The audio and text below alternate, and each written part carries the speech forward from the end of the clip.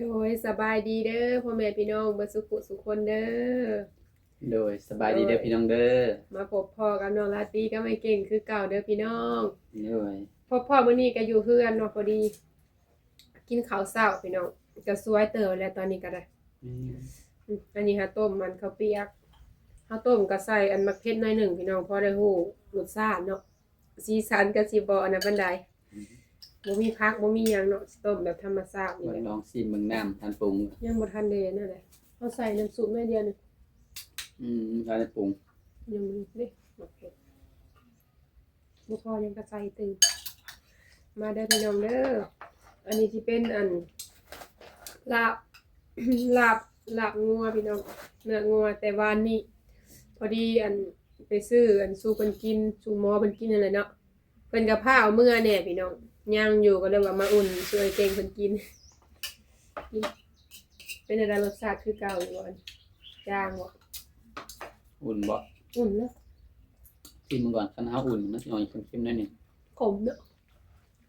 บ่ค่อยมา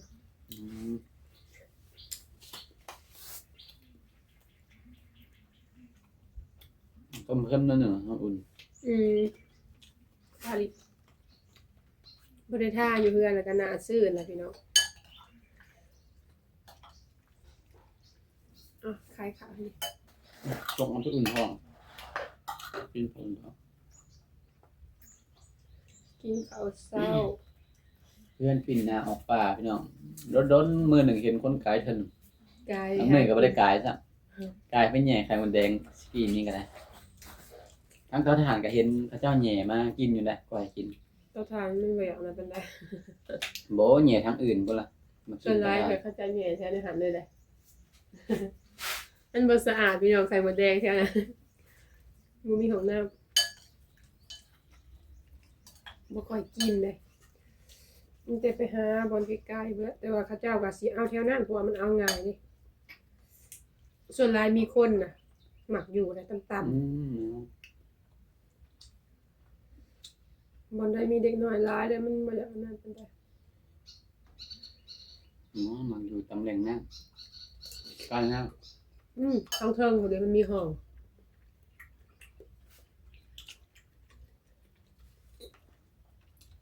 เราหลอกแบบสายห้องน้ำเก่านะถึงสิบ่มีน้ำคือน้องมีแค่มันแดงเพราะมันซุ่มเด้ทางเทิงก็มี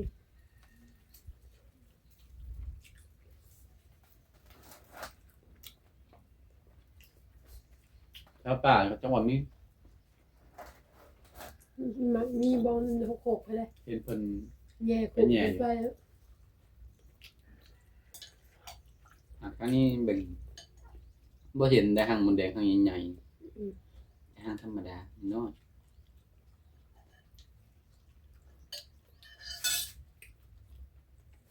จะใส่บีเนาะคมกินหมดแล้วอยู่สิค่ะหนูกินแล้ว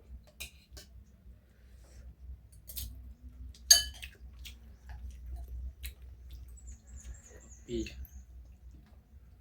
บ่ได้ปลูกหลายซีนตอนเลยไม่ถูกตอนยาวอีเด้ใส่มือ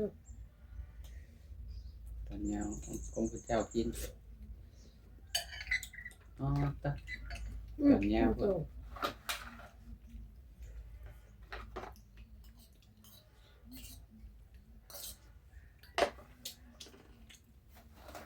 วันนี้เพื่อแล้วกับบ่แม่นค่ำเนาะเนาะนี่ฟังมันหลายอย่างพี่น้องเพื่อสิเฮ็ดแล้วรวมกันมันบ่ค่อยมีผู้ฮู้นี่มันก็เลยแบบรวมใส่กันแล้วมันซ่าถ้ารู้จักก็เฮ็ดท่าเพิ่นก็ได้เพราะว่ามีแต่ใบตองเนาะบ่แม่นมีแต่อันต้นกล้วยแล้วก็จะเป็นผาอีหยังก็บ่ฮู้แหละมีกระดาษพู้นแหละแต่เฮาบ่ฮู้ก็เลยซ่าเลยเผื่อเพิ่นมาผัดทาอีกหั้นนะว่านี่ก็คือเฮ็ดเบิดทุกคนเนาะเพราะว่าอันนี้เพิ่นเป่าอีหยังให้หั่นนะบ่ได้เป็นหยังดอกแต่เฮ็ดไว้พี่น้องเพราะว่าหมอเพิ่นก็อยู่ใกล้เนาะมีแต่เฮ็ดไว้เลย เอาแต่ผู้อยากเฮ็ดพี่น้องผู้เชื่อแต่สำหรับเฮาบ่เป็นหยังนะบ่มักเบิ่งแบบประเภทแบบนี้เนาะมันก็สินะเฮ็ดให้เฮาคิดหลายเฮาก็บ่มักเบิ่งแต่อันนี้มันเป็นแล้วก็เลยว่าเบิ่งทางอ้ายให้เบิ่งเนาะแต่เฮาก็บ่ได้คิด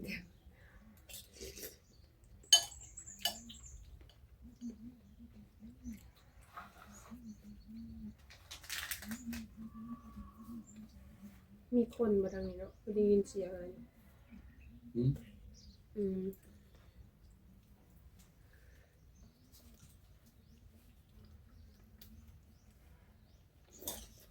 สายทำนี้ก็เริ่มมาหันหากินแถวป่านี่ก็แล้ว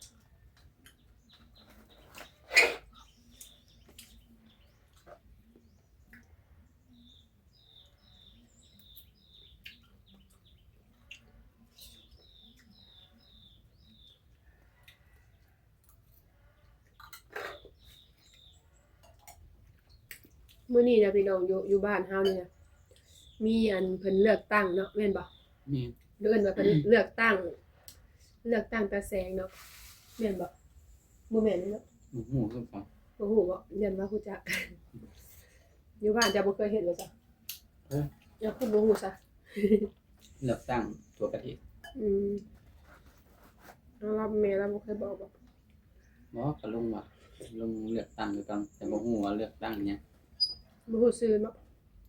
เพราะว่ามันเป็นแบบว่ามันบ่แม่นสิมีแบบเพิ่นหาช่องหาเสียงหาหยังบ่มีแบบ อืม วันยามแต่มันเลือกตั้งซื่อไปหาบัดอยู่บ้านนอกบ้านหยังนั้นบ่ฮู้ อืม งั้นแต่สิเลือกไผยังบ่จักเลย อันนี้ก็บ่ฮู้คือกัน มีแต่หมายเอาซื่อ มีแต่เฮาหมายซื่อๆหมายความว่าเพิ่นพูดเป็นคนนั้นนะ ๆ นะแต่เฮาบ่ฮู้ชื่อซื่อ ยังมาหมาย ๆมีแต่เฮาไปขีดซื่อๆมันก็หลายคนเนาะเพิ่นสิฮู้ สุดท้ายเพิ่นก็เฉลยเองนั่นแหละ บ่ฮู้ฮอดคนซ้ำ อืม เฮาน่ะหมายให้เพิ่นตามมีตามเกิดตามดวงว่ากันนะ ตอนแรกนะว่าสิไปแทนแม่เฒ่าไปเนาะเพราะว่าเพิ่นเจ็บเอวเพิ่นไปบ่ไหวเพราะว่านี่เพิ่นนั่งโดนเนาะลูกหลานไปแทนอยู่แหละเพราะว่าเพิ่นเฒ่าแล้วแล้วก็เจ็บเอว นี่แจ้งเพิ่นหาบัตรก่อน เหนื่อยบ่เป็นหยังมันก็บ่ได้เป็นสิ่งที่ว่าเพิ่นเว้าพี่น้องเพราะว่าเฮาก็จำเป็นเนาะต่อไปก็สู่เฮาเป็นคนไปอยู่แล้วก็เลยว่าลูกหลานไปแทนว่ะก็เลยทางเบิ่งว่าสิเพิ่นสิไปได้บ่ ทำนี้เพิ่นกำลังเริ่ม อืม 8:00 น8:00 นเช้าเพิ่นพอดีเริ่มเข้าการ มันก็บ่ได้ไกลเนาะขี่ไปเลยทางนี้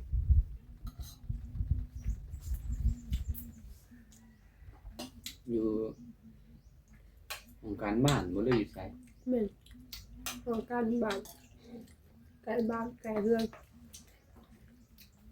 เส้นใหญ่เนาะ ทางบ้านเพิ่นน่ะแต่ละปีนั่นของการบ้านน่ะแบบมันมีน้ำมีหยังมันหกเพิ่นเฮ็ดใส่อยู่วัดเดินวัด อืม แต่มาเดี๋ยวนี้จังว่าไปเฮ็ดของการบ้านนี่จ้ะ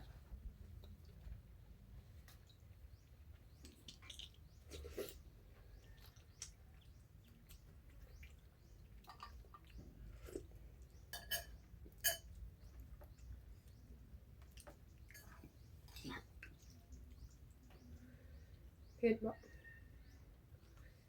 นี่มองเลย มาถามมาหาอยู่เนาะอีเลยนี่แต่อยู่แถวนี้แหละเย็นเนาะจะได้ว่ามานั่งอยู่สิ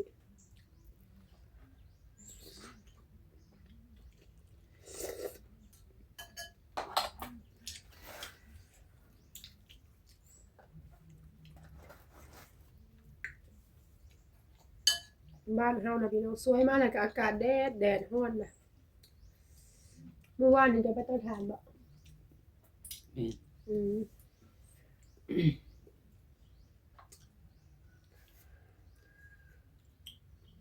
ว่านี่ก็ไม่เท่ามาพี่ไม่เท่าข้ามกันเราเมื่อสวงยามแรง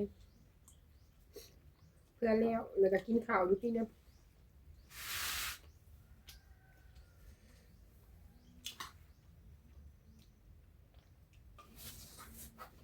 แม่บ่ให้เงินนอนเฮือนเมื่อวาน ก็บอกมาเลยเนี่ยเบิ่งทาง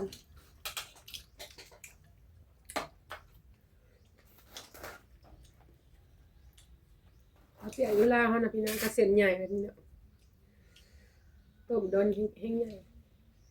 แล้วก็ลายเพราะ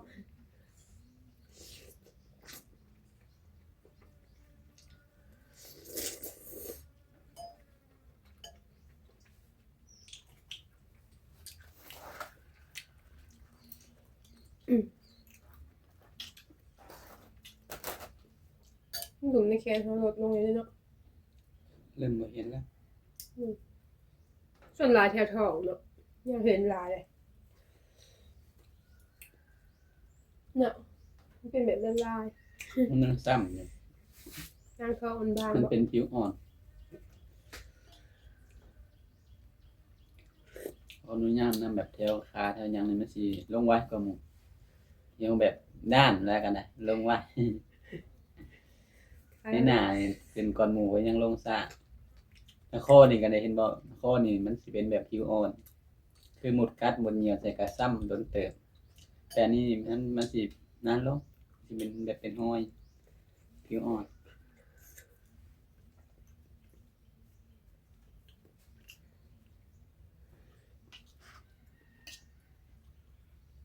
แค่บ่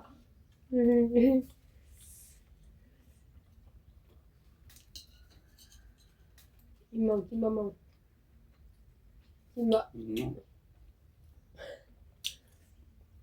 มันบ่ได้กินมันก็เลือกได้ขม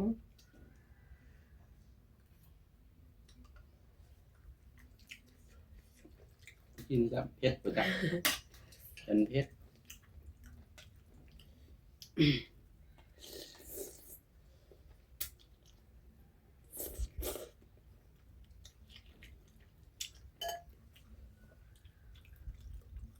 กินแต่คืนนี่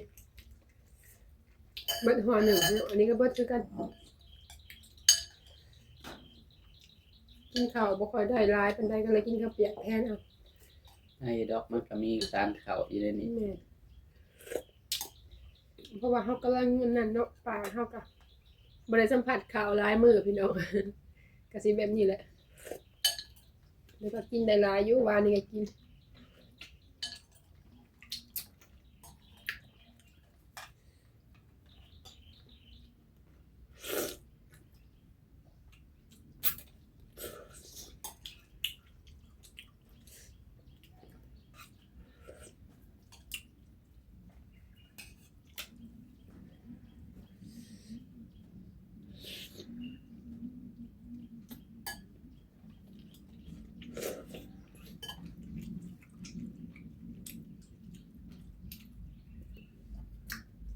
ป่าซึ่งน่ะเรือนนี่ใหญ่ได้พี่น้องเรือนปิ่นออกป่าได้ยินแต่เสียงนกน้อยนกหยังเต็มน้องสนั่นตื่นเช้ามา แต่ว่าพื้นมันยังนี่มันยังมีมันเป็นป่าต้นน้อย ต้นไม้น้อยเฮาก็ขึ้นเริ่มขึ้น ๆมี ถ้าเฮาไปตัดแบบนี้ก็มันก็สิบ่มีห่มแล้ว บ่มีพื้นสำนักแบบป่า แล้วต้นไม้แบบนี้เนี่ยบ่เป็นหยังนี่บ่ได้ย้านได้เวลาลมก็เพราะว่าพอได้บางเนาะ มันต้นต่ำๆนะบ่เป็นหยังดอก ผมอยู่ไกลกับเฮือนอยู่ถ้าเฮาไปตัดแล้วมันบ่มีลมคือแถวอันเป็นดินจัดสรรหั่นน่ะเนาะเพิ่นยังมีหาปลูกต้นไม้พี่น้องเพิ่นหาปลูกต้นไม้ที่ว่ามันสูงเนาะโล่งแห้งก็ย้านเวลาลมมา ถ้าคนไปอยู่หลายแล้ว แม่นแล้วก็ปลูกต้นไม้ต้นหยังและต้นมะม่วงใหญ่หน่อยหนึงถ้าดินเฮากว้างถ้าดินห้อมเขาไปปลูกก็บ่ได้อีกพี่น้องห้อมหลายก็ต้องไกลจากเฮือนหมู่แน่เพราะว่าเวลามันขึ้นมันก็สิออกซ่อนหัวอยู่ในหมู่เนาะ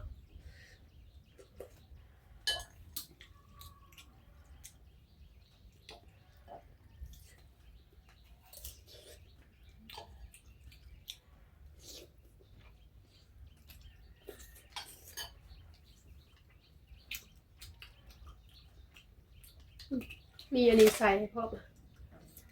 หมักเพชร เป็นเขียว เนี่ยเพชรอันนี้จะเขาเห็นได้เนาะหน่อยเดียวนึงเพชรใส่เพชรว่า เขียวมันเป็นน้ำแนมของเพชรเพิ่น กินข้าวพี่น้องเบิดยังน้อยเดียวไม่เก่งขึ้นยังหลายแท้ กินพี่กินข้าวติ๊บพี่ เดี๋ยวละ โอ้ย กินข้าวเปียกโดดก็กินนันลาบพี่น้องลาบที่เหลือวานนี้เป็นกระใส่เพี้ยแล้วนี่ขมวานนี้ผัดแซ่บมื้อนี้ขมคักเลย ปะไว้ขามคืนเนาะ มีแต่เฮากับสิพาแม่นเฒ่าเพิ่นไปนะพุ่นแหละพี่น้องไป ไป เลือก ก่อนบัก ไปปอนบัตรทางบ้านเฮาเนาะ มี ทางฝั่งไทยเพิ่นสิเอาไปเลือกตั้งอะไรเนาะ มีเป็นบ่อยากให้มีบัตรตายนะ อืม บัตรตายก็คือแบบว่ามีบัตรแล้วบ่ไปปอน เพิ่น เพื่อคน มา มาอยู่ เอามาให้แต่มื้อนั้นพุวันนั้นหน่วยเพิ่นแล้วก็มาเก็บเงินค่าประกันภัยแน่พี่น้องช่วงนี้ก็ดุอยู่เลย สมาคม แม่น แบบคนร่วมคนเสีย บางทีเพิ่นก็ปะไว้อันเก็บบัตรเดียวบางทีก็2-3ศพ เป็นสมาคมแบบใดสมาคมในบ้านบ่เลย ก็ในบ้านเฮานี่แหละ อืม เข้าได้สมาคมนี่แหละ ก็สมาคมบ้าน แม่น บ่ดังเทื่อมันมีแบบบ้านอื่นก็เฮาสามารถเข้านำใดได้สมาคมบ่ได้เข้าบนเดียว แม่น นี่มันบ้านใหญ่อยู่ มันก็หลายอย่างเนาะ เข้าอ้ายบ่คนหลายเท่าไหร่ก็แฮงเสียเพิ่มขึ้นนะ แม่นหลายเลยซุมื้อนี้ก็ยังเสียเพิ่นมาเก็บบางทีก็เนาะดุพี่น้องช่วงหลังๆน่ะก็เก็บตลอดเลย แนวเพิ่นให้เขาแบบประกันภัยว่าครับประกันสังคมหลายเด้อเข้าทหารบ่เข้า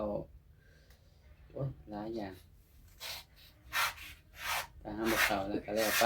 กันบ่เข้าก็คือใส่ลูกใส่หลานกันบ่เข้าก็ผู้เฒ่าเพิ่นก็ว่าเด้อคือใส่ลูกใส่หลานยันแบบลูกหลานบ่มีเงินบ่มีคำบัดเกิดเหตุเป็นหยังมาน่ะว่าแล้วคนญาตนำแบบเป็นบ่อยู่บ่หยังน่ะ มันสิยากลงยากหลานหาเงินซื้อหันซื้อนี่อันนี้เพิ่นมีเงิน